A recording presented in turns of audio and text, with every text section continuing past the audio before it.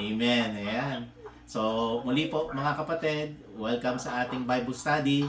Ngayon po ay dadako na tayo sa ating pag-aaral at mahalaga po sa ating mga kasama rin, sa ating mga kapatid at kapanampalataya na makita po natin yung mensahe ng Diyos sa atin sa araw na ito.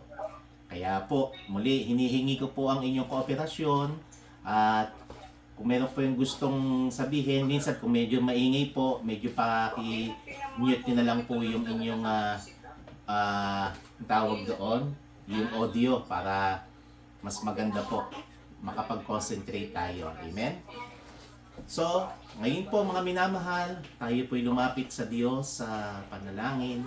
Gabayan po tayo sa ating pag-aaral. Humingi po tayo ng gabay at patnubay sa Panginoon para po sa ating gaganaping pag-aaral. So let us go to the Lord in prayer. Shall we all pray? Lord Jesus, salamat po sa araw na ito. Bless us and with your Holy Spirit to guide us and lead us, empower us, and tulungan mo kami na makita ang iyong mensahe mula sa iyong salita. Buksan mo ang aming puso at isipan sa kalimunagan, Panginoon, ng inyong kapangyarihan at dalhin mo ang iyong mga anak muli sa katotohanan sa iyong banal na salita. Ano mang pagkukulang kasalanan ninyo kaming patawarin, gabayan mo kami sa pangalan ng aming Panginoong Jesus. Amen. Amen and amen. So mga kapatid, buklatin po natin sa sulat ni Apostol Pablo, 1 Corinthians, tingnan po ninyo, chapter 14. 1 Corinthians chapter 14. May binanggit po si Apostol Pablo, 1 Corinthians chapter 14. Ayan. Unang Korinto. Kasi may 2 Corinthians eh. Pero ang babasahin po natin, 1 Corinthians chapter 14. 1-4. Chapter 14. Opo, 1 Corinthians chapter 14 verse 37.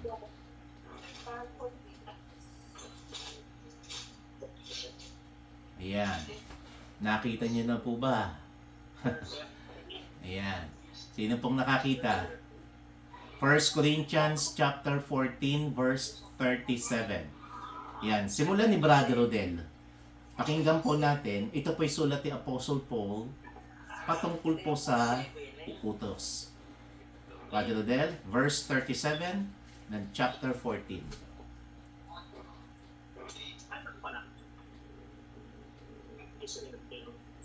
Kita? Iniisip ni naman na siya'y propeta o ayon sa Espiritu ay pinalali niya ang mga bagay na sa inyo'y isinusulat ko na pawang utos ng Panginoon. Amen. So pakinggan po niyo mga kapatid, sabi ni Apostle Paul, kung iniisip ni naman na siya'y propeta o ayon sa Espiritu, ay kilalanin niya ang mga bagay na sa inyo'y isinusulat ko. So meron daw pong isinulat sa atin ang Apostol Pablo. Okay? Ano daw yung isinulat ni Apostol Paul? Napawang, ano po? Utos ng Diyos. Amen? So, yung isinulat, pakinggan po niyo mga kapatid, yung isinulat ni Apostle Paul, sabi niya, kilalanin niya ang mga bagay na ito. Alright? Ano yung kikilalanin daw natin? Yung mga bagay na siyang isinulat niya. Ano yung sabi po sa bandang huli? Yung ano yung isinulat niya? Napawang utos ng Panginoon. So mga kapatid, nais ko pong i-share sa inyo, ito pong binabasa natin ngayon, yung ating binubuklat na Biblia, ito po yung isinulat po ng ilang mga tao mula sa Biblia. Isa na po si Apostle Paul na sabi, ito ay pawang utos ng Panginoon. So this is the written word of God na iniutos po sa atin ng Panginoon. Okay? So hindi po to utos ng sinumang tao, kundi yung nababasa po natin, kilalanin daw po natin ito, ang sabi ni Apostle Paul. Bakit? Kasi ang mga bagay na sa inyo isinusulat ko, ano raw? Pawang utos ng Panginoon. Kaya, hindi po natin i-interpret Alam po ninyo kasi sa Biblia, the Bible interpret itself, alright? Kaya hindi ko po pwedeng sabihin, Ate Penny, paliwanag mo nga ang ibig sabihin ng talata ito. Hindi ho. Ibig sabihin lang po nito, ang Biblia ang magpapaliwanag sa kanyang Biblia. Kaya ho, iniisa-isa natin talata. So, maliulitin ko po mga kapatid, yung mga bagay na isinulat ni Apostle Paul, anong sabi niya? Kilalanin niya ang mga bagay na sa inyo isinusulat ko na pawang utos ng Panginoon. So, this is what? Utos ng Diyos. Kaya kung ano po yung nakasulat, ang sabi ng Bible, utos ng Diyos. Alright? Romans chapter 12, buklatin po ninyo. Sa aklat ng Roma, kapitulo 12. Romans chapter 12. Tingnan po ninyo yung verse 9.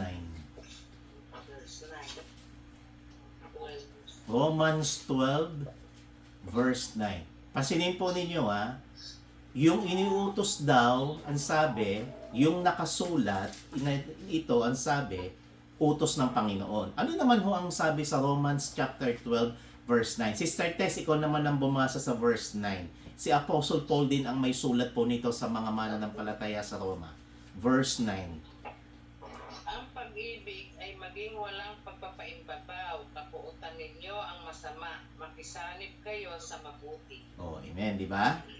Pasinin po ninyo, yung isinulat daw, ang sabi, utos ng Panginoon. Ano naman ang sabi sa Roma 12:9? Ang pag-ibig ay walang pagpapaimbabaw. Alright? Yung mapagmataas. Anong sabi? Kapuotan ninyo ang masama. Makisanib kayo sa, saan daw? Mabuti. Kaya lang po ninyo, yung paggawa ng mabuti, yung mga good deeds, good works, maganda po yun. Pero kung titingnan po ninyo, yung salitang binanggit dito, makikisanib tayo saan? Hindi sa masama, kundi saan daw po? Sa mabuti. Kaya yung ating pagba-Bible study, mabuti po yan. Yung ating pong pag-aaral ng salita ng Diyos, mabuti po yan. Yung ating pagtulong sa mga nangangailangan, mabuti yan. Pero pasinin ninyo, ang sabi ni Paul sa Romans 12:9, kapuotan ninyo ang masama, makisanib kayo sa mabuti. Ano po ninyo ibig salitang yung kasing kahulugan ng makisanib? Di ba?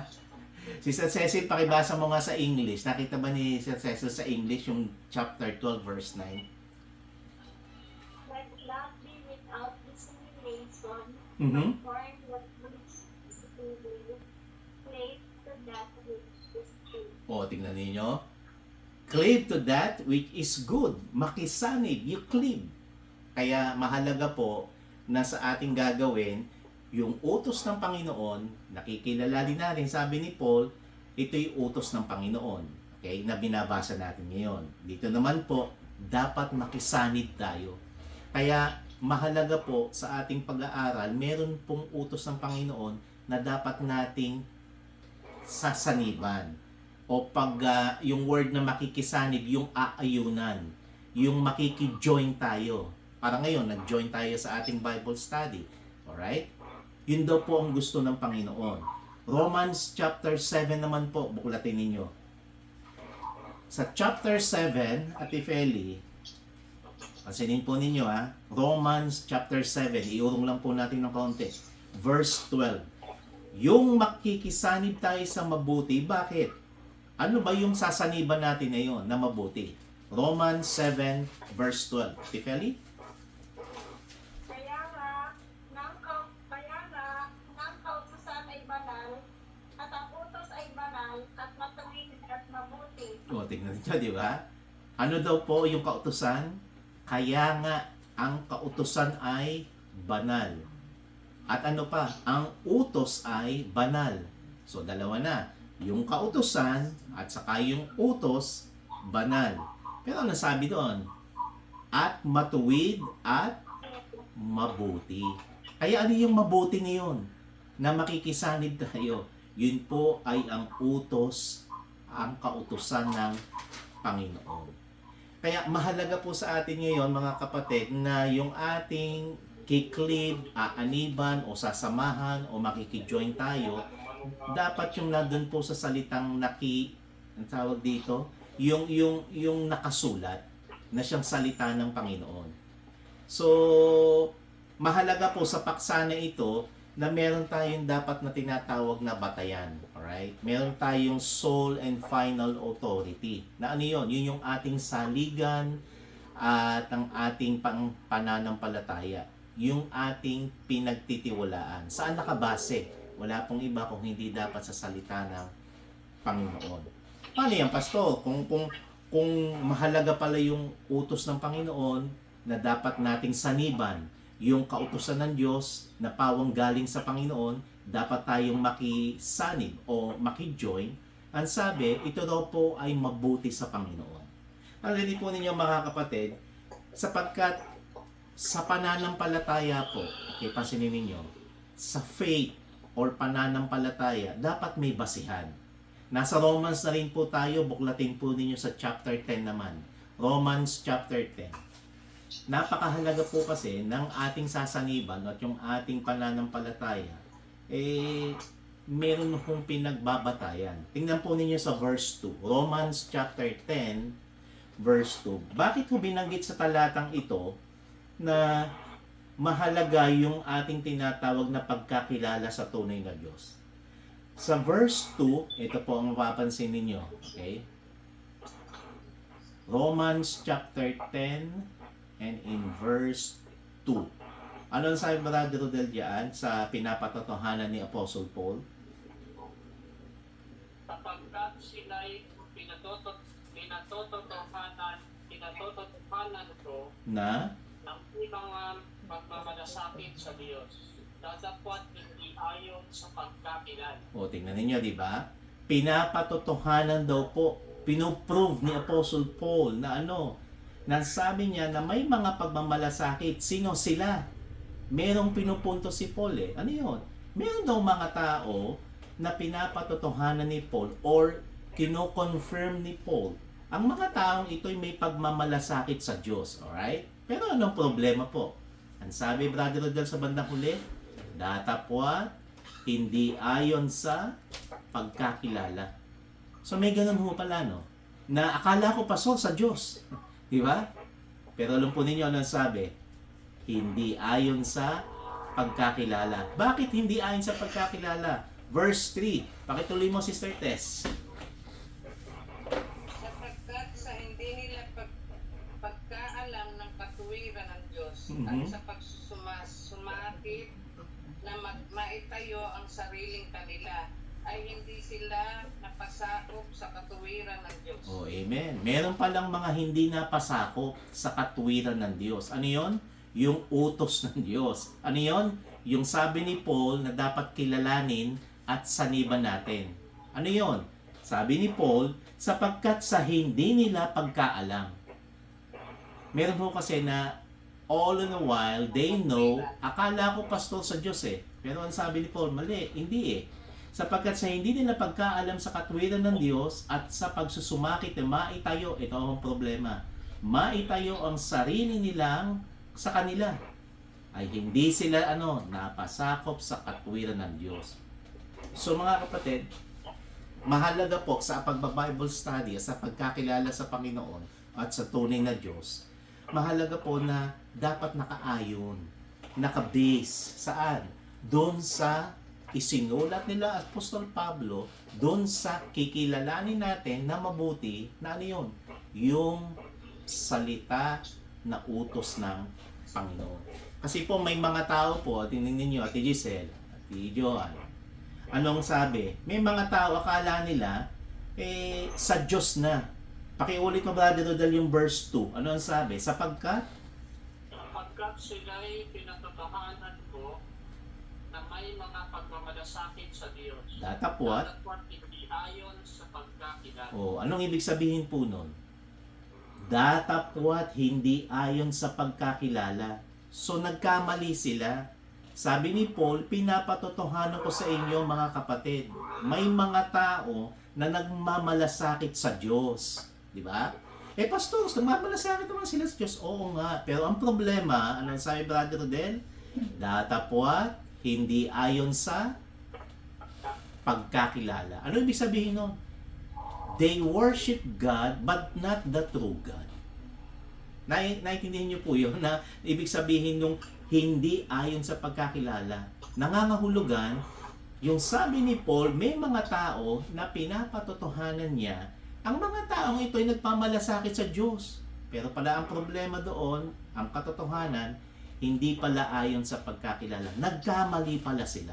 So nasayang po, nasasayang yung kanilang paglapit at pagsamba sa Diyos. May ganun ba, Pastor? Meron po. Kasi sabi ni Paul, verse 3, ang sabi, sapagkat sa hindi nila pagkaalam ng katwiran ng Diyos, so nahiwalay sila doon sa salita ng Diyos, doon sa pagkaalam sa katwiran ng Diyos. Hindi sila doon napunta eh. At sa pagsasumakit na maitayo ang sariling kanila, ano ang sabi? Hindi sila napasakop saan? Sa katwiran ng Diyos.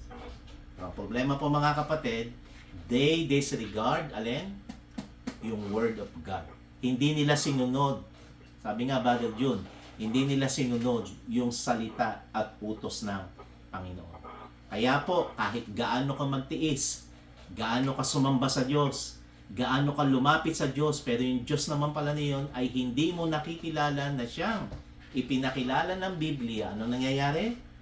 Nawawala ng kabuluhan yung ating pagsamba sa Diyos. Nangyayari ba yung Pastor? Opo. Kaya ayaw ng Diyos na mawala ng saysay yung pagsamba mo sa Kanya.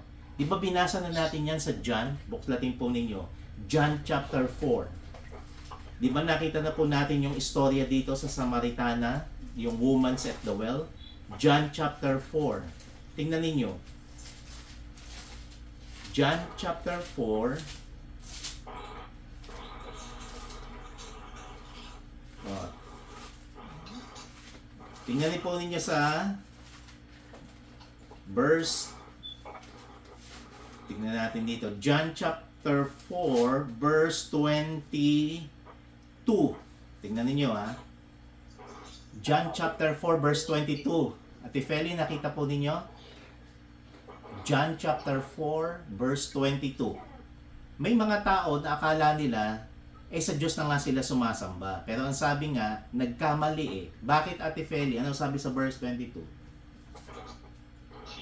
Sinasamba ninyo ang ninyo nalalaman. Sinasamba namin ang nalalaman namin.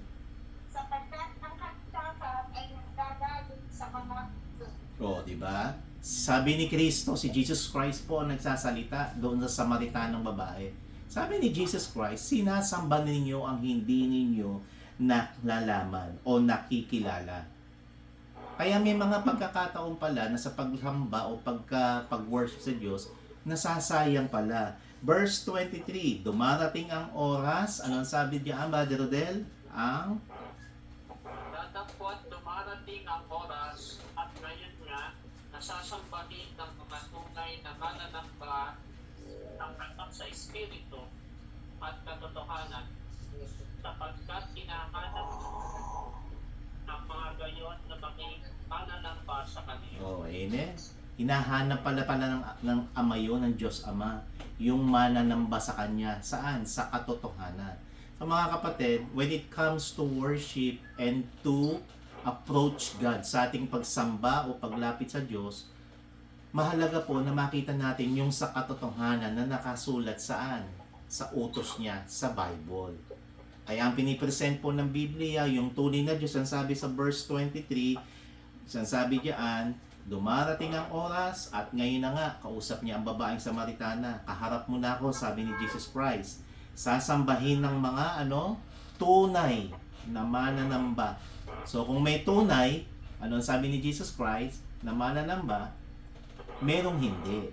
Bakit? Kasi ang sabi, dumarating ang oras na sasambahin ng mga tunay na mananamba ang Ama sa Espiritu at katotohanan, sapagkat hinahanap ng Ama ang mga gayon na maging mananamba sa Kanya. Yung word po na hinahanap ng Ama, ibig sabihin nun, God is searching and God is looking for those who truly worship Him in spirit and in truth. Mahalaga po yun. Kaya sa inyong paghahanap sa Diyos, hindi lang po natin basta hanapin siya. Dapat naka-base po saan? Sa salita niya. Ano yung salita niya? yung Word of God, ang Bible. Amen? So kaya ho mahalaga yung may Bible. Mahalaga yung binabasa natin, dapat nakabase at may support ng salita ng Diyos. Kasi kung ako'y sasamba sa Diyos, masinino, Brother Rodel, at yung paglapit ko sa Diyos, hindi naman pala siya yun, ayaw ng Diyos nun. Ano ang sabi? Sinasamba ninyo ang hindi ninyo nalalaman. Nakalulungkot po yun, mga kapatid. Kaya, may paalala po si Apostol Pedro. Ano ho yung paalala ngayon sa atin ng Diyos mula sa sulat ni Apostol Pedro? 2 Peter, buklatin po ninyo. 2 Peter chapter 3. This is the warning. 2 Peter chapter 3 verse 17. Ayan. Bandang likod po yan. Itong si Pedro. Titus, Philemon, Hebrews, James, 1 Peter. Sunod-sunod na yan. Pagkatapos si Santiago o ni James, si Pedro na po. 2 Peter 3:17. Mm-hmm. 2 Peter 3 chapter 3 verse 17. Sino po mabasa? Nakakita? Pakibasa po. Letter test. You therefore, beloved, Sige po kayo. be on your guard so that you're not carried away with the care of unprincipled men and fool your own steadfastness. O, diba? With your own steadfastness, dun sa tinatawag na sariling katyagaan. Alright? Sa Tagalog po, tingnan natin, Brother Rodel. Ano ang warning dito ng Panginoon sa sulat ni Apostol Pedro? Kaya nga mga minamahal, Kaya nga mga minamahal, yamang nalalaman na ninyo na una ang mga bagay na ito ay magsipag-ingat kayo. Baka kung mga ligaw kayo sa pamamagitan ng kabaliwan ng kasama, ay mga hulog kayo sa inyong sariling katiyagaan. oh, di ba may warning na po si Apostol Pedro? Sabi niya, nalalaman ninyo ng una mga minamahal. Ano yung una na yun? Yung pinagpauna na sa atin ng Diyos. Ang mga bagay na ito, ano raw, magsipag-ingat kayo. Oh, bakit? Baka kung mangaligaw kayo sa pamamagitan ng kamalian ng masama, ano mangyayari? Ay mga hulog kayo sa inyong sariling katyagaan. Kaya po, tiyaga tayo ng tiyaga, ay baka naman ang sabi sa pagtitiyaga natin, sa paghihirap natin, di ba yung tiyaga, paghihirap, ano pa yung tiyaga? Sakripisyo, di ba? Akala ko sa pagtitiyaga ko, pastor, sa pagsasakripisyo ko, akala ko sa pagtitiis ko, ang sabi, sa Diyos pero hindi, ano ang sabi? Ay mahulog kayo sa inyong sariling katyagaan. Yung own steadfastness, warning po yun sa atin ng Panginoon. Mga kapatid, ang sabi, magsipag-ingat tayo. Ito'y paalala na sa atin ng una. Kaya ang sabi po, mahalaga sa ating Bible study, sa ating pagdalo sa gawain ng Panginoon sa church, our faith must be rooted and must be based saan? Doon sa utos ng Panginoon, sa salita ng Diyos. Now, buklatin natin pa ang isang paalala dito po sa aklat ni Mateo. Matthew chapter 15, isang paalala pa rin po. Matthew 15 verse 14. So, may mga paalala na po tayong natanggap kay Pedro, Apostol Pedro, ngayon naman po kay Mateo. Kapitulo 15, sa talatang 14 po. Tingnan po ninyo. God commanded, honor your father and your mother, whoever you want, surely die. Sa Matthew, tingnan po ninyo, chapter 15, verse 14.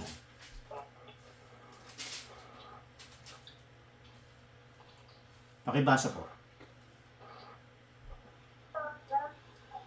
Verse 14.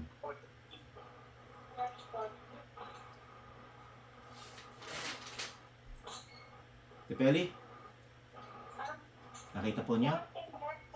chapter 15, verse 14. Verse 14. Pabayaan ninyo sila. Sila'y mga bulag na taga-akay. At kung ang bulag ay umakay sa bulag, ay kapwa sila ulog sa bulag. O, di ba? Pabayaan nyo sila. Si Kristo po nagsasalita. Bakit? Sila'y mga bulag na taga-akay. O, bulag na taga-akay eh. Ano nangyayari? Kung ang bulag, umaakay sa bulag, ang sabi, kapwa sila mga uhulog sa, saan daw? Sa hukay. Kaya, yung kaalaman po sa salita ng Diyos, ini-explain na sa atin dito sa talatang ito, na dapat yung ating mga sarili sa paghahanap sa Diyos, ang sabi nga, hindi dapat yung parang tayo bulag sa katotohanan. Ang ibig sabihin lang po nun, paso kasi marami kami kaya totoo kami. ang bilang po hindi nasusukat sa katotohanan, di ba? Hindi dahil madami, sila na totoo. Pastor, totoo ang aming iglesia. Bakit? Kasi pastor, ang ganda ng church na hindi ho nasusukat yung katotohanan sa ganda ng iglesia o ng simbahan, okay? Saan ho nasusukat yung alin? Yung katotohanan sa salita ng Panginoon. Nasusukat po yan doon sa salita ng Diyos. Kaya mga kapatid, mahalaga po sa atin na sa ating Bible study, sa ating pag-aaral, sa ating paghahanap sa Diyos, dapat i-base po natin yung ating faith, yung ating pananampalataya, walang iba kung hindi po doon sa utos ng Panginoon. Saan po yun? Doon sa salita ng Diyos, sa Bible mismo. Napakahalaga po na may backup dapat, na meron tayong pruweba, na meron po tayong pinagsasaligan. At sa pagsasaligan naman po, walang iba, hindi tayo babatay doon sa ibang aklat, kung hindi po doon sa sinulat na ng Panginoon. Mahalaga po kasi yung tinatawag nating patotoo di ba? Alam niyo po ba ibig sabihin ng salitang patotoo? Sa English ay witness. Kasi yung patotoo, it proves doon po sa isang sitwasyon. Buklatin po natin sa 1 John chapter 5. Mahalaga po kasi yung tinatawag na patotoo o witness. 1 John chapter 5. Bandang likod po yan mga kapatid. Bago mag-Revelation, 1 John chapter 5. Bear with me, few verses po and we will close po. 1 John chapter 5, di ba? Tingnan po ninyo yung sinabi dito. Simulan po natin sa verse 9. 1 John chapter 5, verse 9.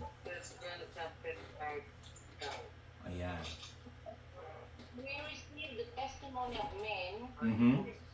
God is greater. Sige, Ate Giselle, nakita nyo? English yung Bible nyo, Ate Giselle, di ba? Pakibasa nga po yung verse 9. If we receive... Ano po ako sa ESV? sige po, sa verse 9.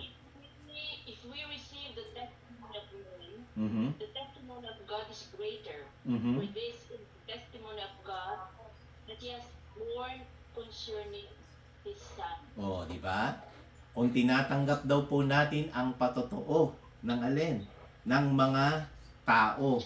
Di ba minsan tinatanggap natin patotoo ng mga tao?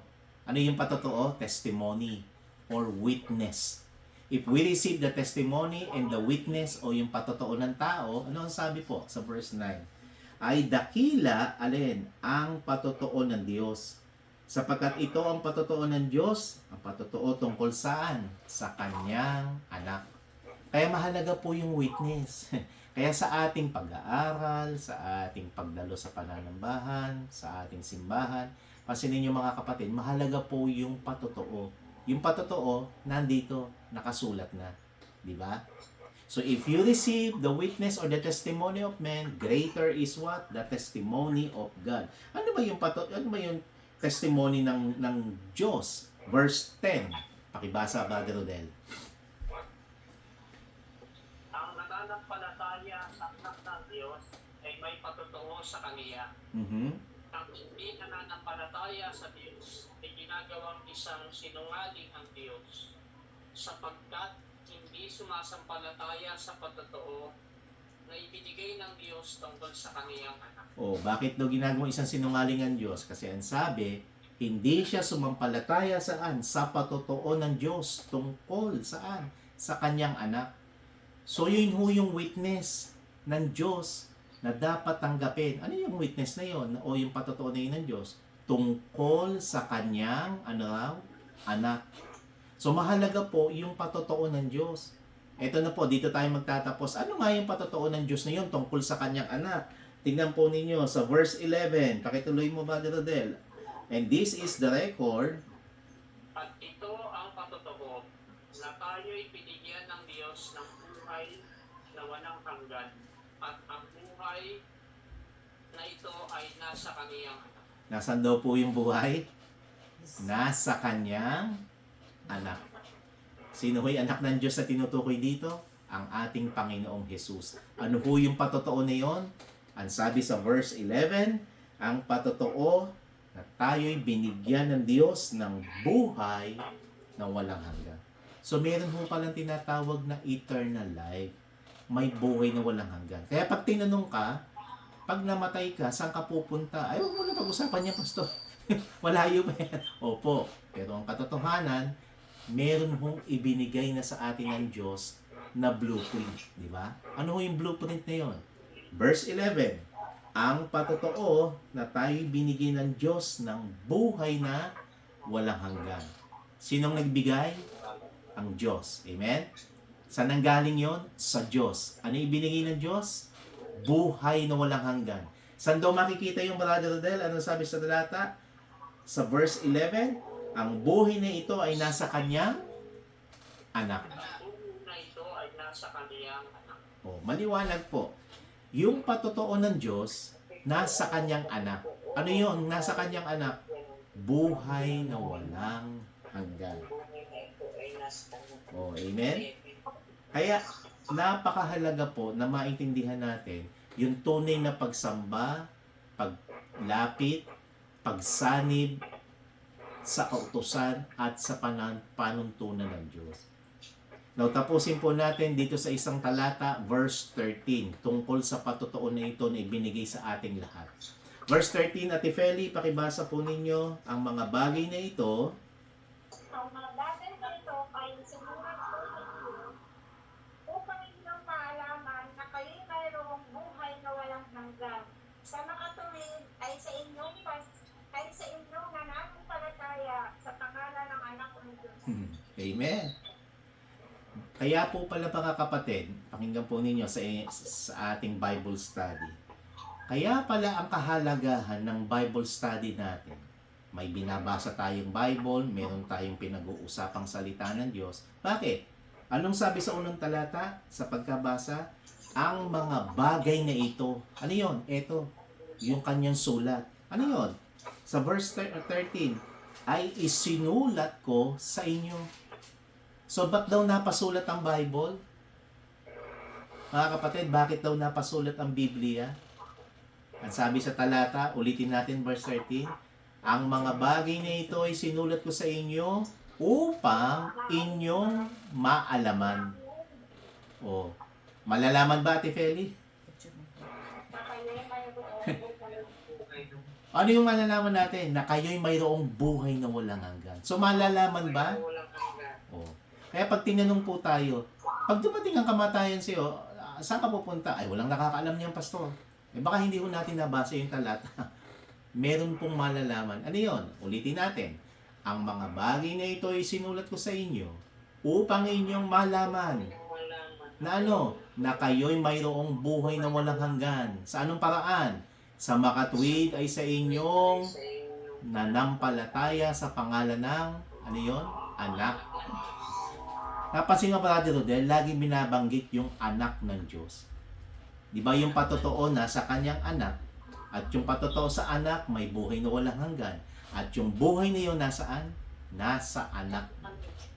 So mga kapatid, sa ating pong konklusyon, hindi po aksidente na tayo nakadalo sa Bible study. Hindi po. God designed this for us, for you to know and to understand the Word of God and God's plan for salvation. So, hindi po aksidente na tayo ay nagka-usap-usap ngayon. Ito po'y plano ng Diyos na malaman mo at malaman ko. Buhay pa tayo, meron pong iniwan siyang patotoo. Ano yung patotoo na yun? May sulat. Ano yung sulat? Verse 13, ang mga bagay na ito'y isinulat ko sa inyo.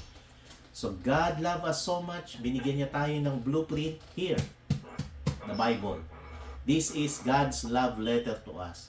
Na kapag binasa mo, inunawa mo, the Holy Spirit will work in your heart and you will trust the sons of God. Walang iba kung hindi ang ating Panginoong Jesus. Kaya po ang ating faith ay tanging sa anak ng Diyos. Kanino yun? Kay Kristo Jesus. Kaya sa pagsampalataya, doon ngayon tayo magtitiwala. At sa ating pagtitiwala, meron siyang buhay na walang hanggan na inaalok sa atin. Yun po yung kaligtasan. So sa ating conclusion mga kapatid, napakahalaga na yung ating faith and confidence nakabase saan? Walang iba kung hindi sa salita ng Panginoon. Amen? And that's the Word of God.